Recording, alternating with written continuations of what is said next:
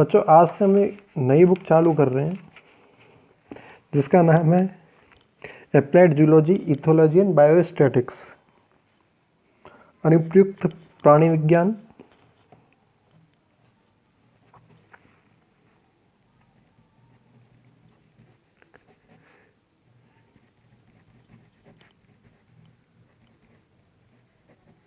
प्राणी विज्ञान, व्यवहारिकी,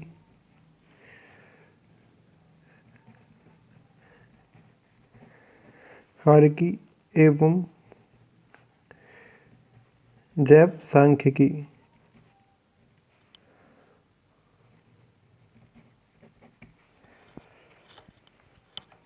जैव सांख्यिकी क्योंकि अप्लाइड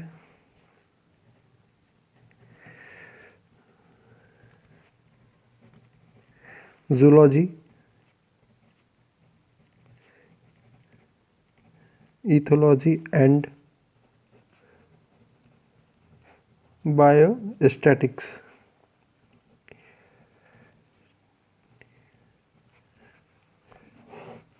बायोस्टैटिक्स, ठीक है ना। इसी में आज हम लोग चालू करने वाले बायोस्टैटिक्स का पोर्शन। इसी में हम लोग उठा लेते हैं जैव सांख्यिकी।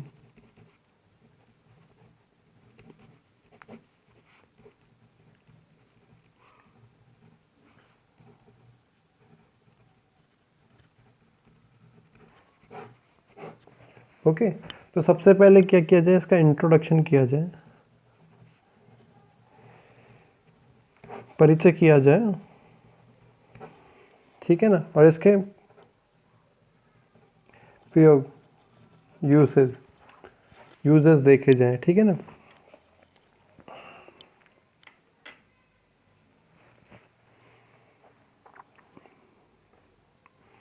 अब यदि बात की जाए स्टैटिक्स के लिए एक डेफिनेशंस की, स्टैटिक्स के लिए एक डेफिनेशन की यदि बात की जाए तो डेफिनेशन ये हो सकती है, हम लोग जैव का मतलब देख लेते हैं, बायो का मतलब पहले देख लेते हैं, कोई भी लिविंग थिंग्स, सजीव, हिंदी में बोले तो सजीव, ठीक है ना। सजीव की हम लोग बात कर रहे हैं। स्टैटिक्स में यदि हम लोग किसी भी लिविंग थिंग्स का या लिविंग कैलकुलेशन का यूज़ कर रहे हैं, किसी भी लिविंग थिंग्स का या लिविंग कैलकुलेशन की हम लोग बात कर रहे हैं, तो हम लोग वो चीज़ क्या कहलाएगी, स्टैटिक्स कहलाएगी। अब यदि स्टैटिक्स को और ज़्यादा देखा जाए तो ये क्या है, एक साइंस की ब्रांच है। ये क्या है, एक साइंस की ब्रांच है जो कि किसको किसको क्या काम करती है, एक तो आपके कैलकुलेशन का काम करती है, कैलकुलेशन गणना का काम करती है, गणना, ठीक है ना। इसके साथ ही साथ क्या करती है, मेजरमेंट्स का भी काम करती है, मापन का भी काम करती है,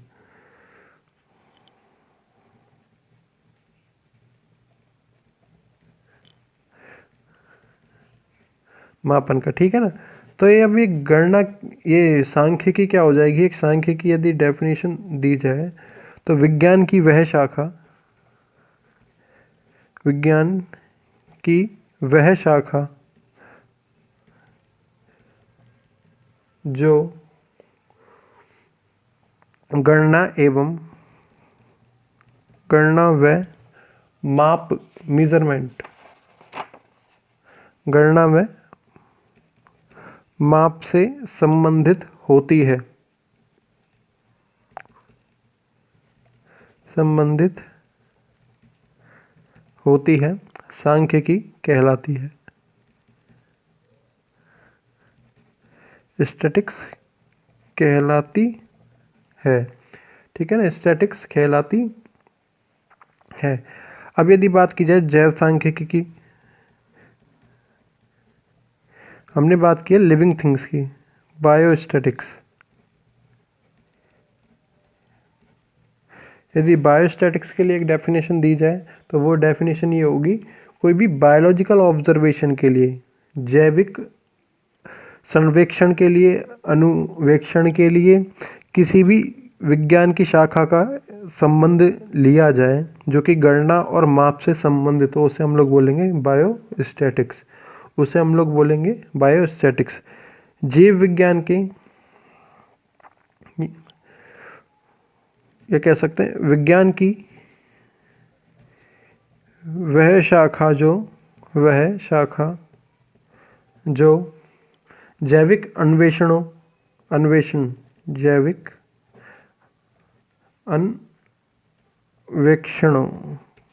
बायोलॉजिकल ऑब्जर्वेशंस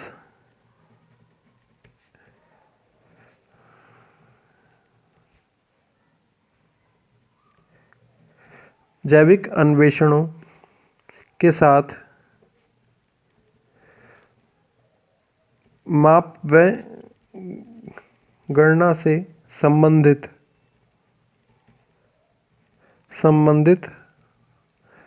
होती है। जैव सांख्यिकी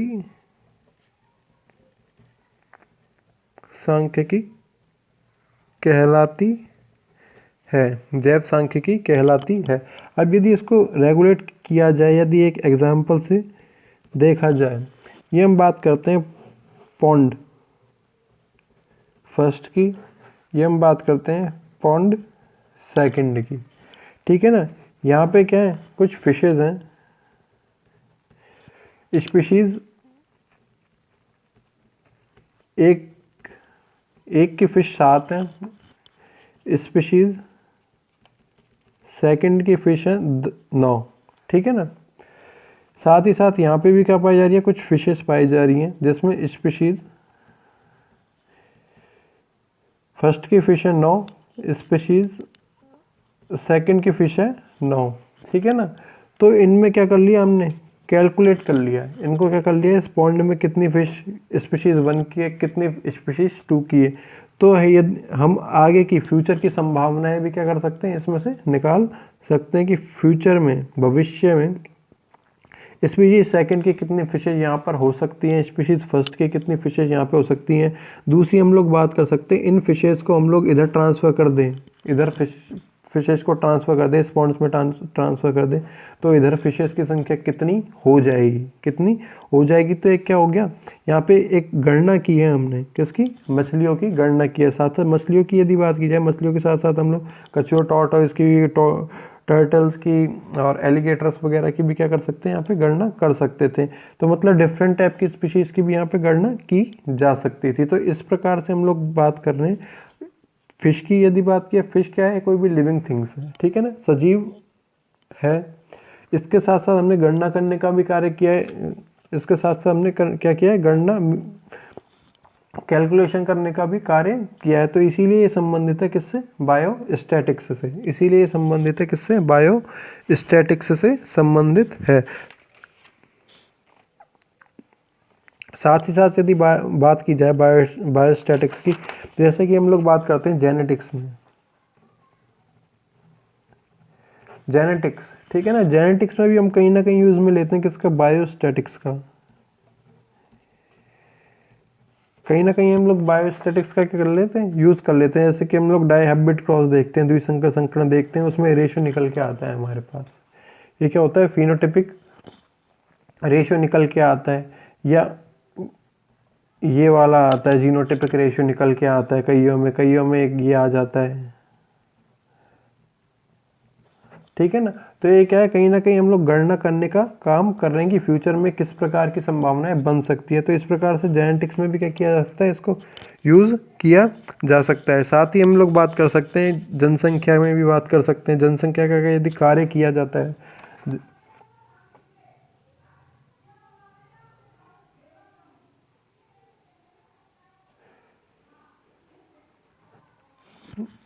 जैसे कि हम लोग क्या पॉपुलेशन की कैलकुलेशन करते हैं, ठीक है ना, पॉपुलेशन को कैलकुलेट करने का काम करते हैं। तो ये भी किससे संबंधित है, बायोस्टैटिक्स से संबंधित है। क्योंकि व्यक्ति है, किसी भी पशु की जा रही है, किसी भी व्यक्ति विशेष की गणना की जा रही है किसी भी स्थान में, तो वहाँ पे हम लोग बात करते हैं सजीवों की गणना की बात करते हैं। क्या करते हैं, सजीवों की गणना की बात करते हैं। इसी के अनुसार क्या है, ये हो जाएगा, ठीक है ना।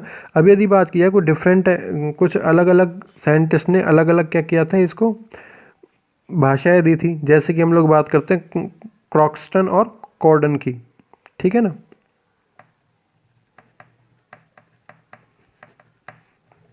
क्रॉक्सटन व कॉर्डन के अनुसार, क्रॉक्सटन व कॉर्डन के अनुसार आंकड़ों न्यूमेरिकल डाटा,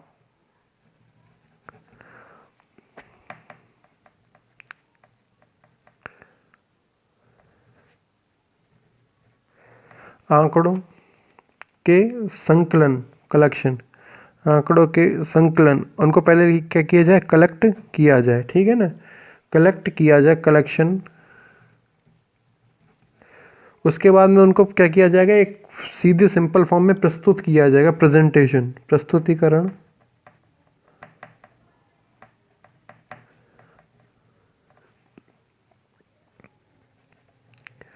प्रेजेंटेशन। फिर उसको देखने के बाद में क्या करेंगे हम लोग, विश्लेषण करेंगे, एनालिसिस करेंगे, एनालिसिस करेंगे। वह उसके बाद में क्या करेंगे, उसमें इंटरप्रिटेशन की जो क्रिया होगी कि लास्ट में रिजल्ट क्या निकल के आता है इन डाटा से, ठीक है ना। तो इसी को हमने क्या बोला है, इसी को हमने बोला है सांख्यिकी, क्रॉक्सटन व कॉर्डन ने। विश्लेषण व निर्वचन,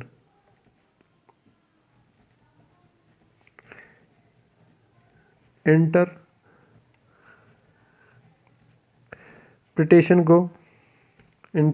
को सांख्यिकी, सांख्यिकी कहते हैं, ठीक है ना। इंटरप्रिटेशन को सांख्यिकी कहते हैं। तो इसमें हमने फर्स्ट क्या किया है काम, आंकड़ों का संकलन किया है, कलेक्शन ऑफ डाटा। किसी भी डाटा का क्या किया है, सबसे पहले कलेक्शन किया है। तो इसमें हमने, हमारे पास फर्स्ट आता है आंकड़ों का संकलन, collection of data.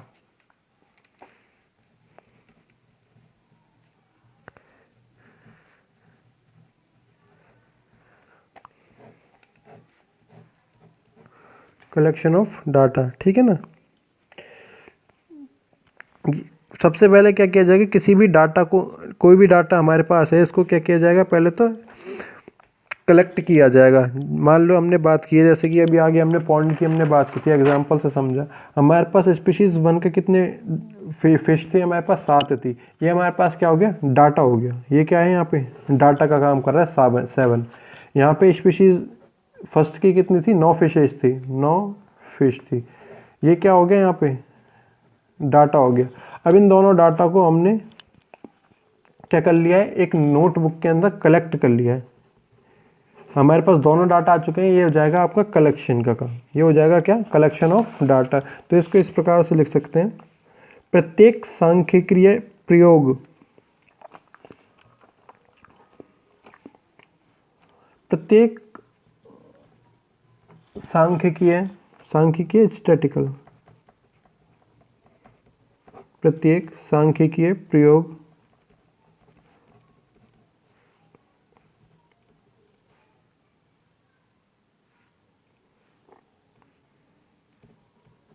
Statistical application का यह है प्रथम भाग है तथा आंकड़ों के संकलन पर ही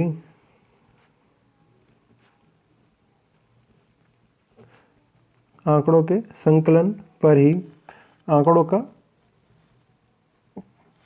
परिणाम, रिजल्ट निर्भर करते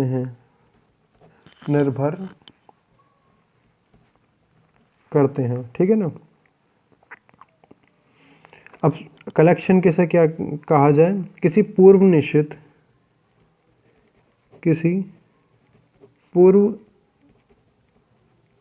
जैसे हमने बात की थी, एक में पूर्व में पहले से ही निश्चित थी। पॉन्ड फर्स्ट में फिशेस की संख्या थी 7 फर्स्ट स्पीशीज के। पॉन्ड सेकंड में फर्स्ट फिशेस की स्पीशीज की संख्या थी 9।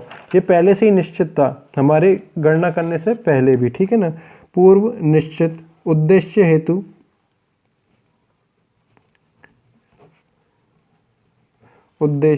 हेतु निश्चित योजनानुसार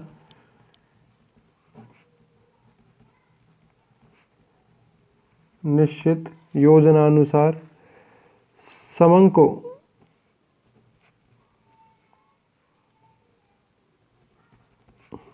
इंग्लिश में लिख देता हूँ, डाटा को एकत्रित करना, को एकत्रित करना, संकलन, कलेक्शन कहलाता है, कलेक्शन कहलाता है। ठीक है ना, कलेक्शन कहलाता है। इसको ही हमने क्या बोला है, आंकड़ों का संकलन बोला है। आज हमने बात की स्टैटिक्स की डेफिनेशन की, हमने बात की बायोस्टैटिक्स हो क्या, बायोस्टैटिक्स की जैव सांख्यिकी की हमने बात की, बायोस्टैटिक्स जैव सांख्यिकी हमने बात की। बाकी हम लोग देखेंगे नेक्स्ट वीडियो में। Thank you.